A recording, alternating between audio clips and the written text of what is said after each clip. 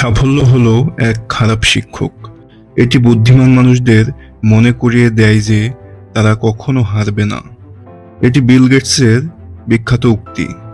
একটু ভাবুন, এটি শুধুই একটি উদ্ধৃতি নয়, এটি একটি সতর্কবার্তা।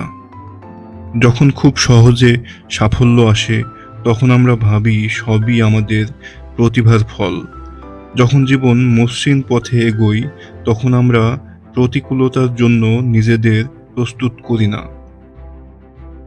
বিল গেটস আমাদের সতর্ক করেছেন, শুধু জয় পেলে শেখা হয় না, আর ব্যর্থতা ছাড়া বুদ্ধিমত্তা অহংকারে পরিণত হয়। সাফল্য আমাদের কানে তুলো গুজে দেয়, সমস্যা দেখা বন্ধ করে দেয়, নতুন শেখার দরজা বন্ধ করে দেয়।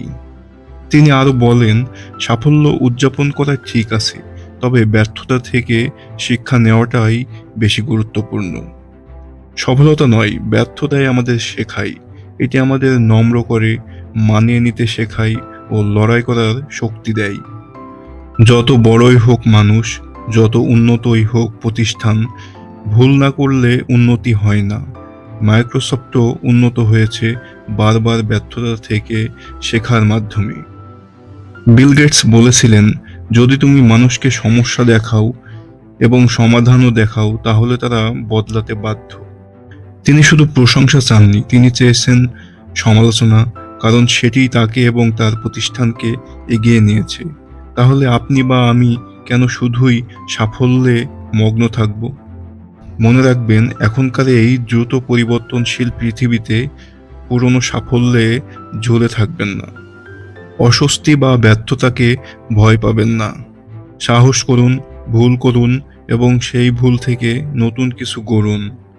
বিল গেটস বলেছেন, আপনার সফলতাকে উদযাপন করুন, কিন্তু আপনার ব্যর্থতাই আপনার পরবর্তী বড় পদক্ষেপ ঠিক করবে। সুতরাং মনে রাখুন বিল গেটসের সেই উক্তিটি, success is a lousy teacher. It seduces smart people into thinking they can't lose. এই কথাটি আপনার চ্যালেঞ্জ হোক। সমালোচনা গ্রহণ করুন, ভুলকে ভয় নয়, শক্তি ভাবুন। প্রত্যেক ব্যর্থতা থেকে নতুন পরিকল্পনা গড়ে তুলুন। প্রতিটি ব্যর্থতা হোক একটি করে সিঁড়ি। সাফল্য চূড়ান্ত গন্তব্য নয়, এটি কেবল একটি স্টপেজ। আসল সাফল্য নির্ধারণ করে আপনি কিভাবে ব্যর্থতা সামলান।